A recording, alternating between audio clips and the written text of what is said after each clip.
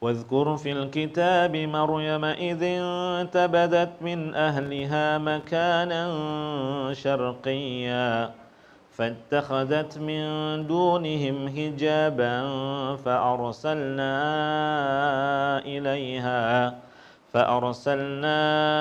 إليها روحنا فتمثل لها بشرا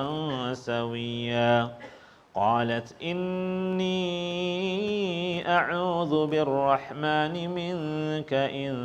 كنت تقيا قال إنما أنا رسول ربك لأهب لك غلاما زكيا قالت أنى يكون لي غلام ولم يمسسني بشر ولم أك بغيا قال كذلك قال ربك هو علي هين ولنجعله آية للناس ورحمة منا وكان أمرا مقضيا.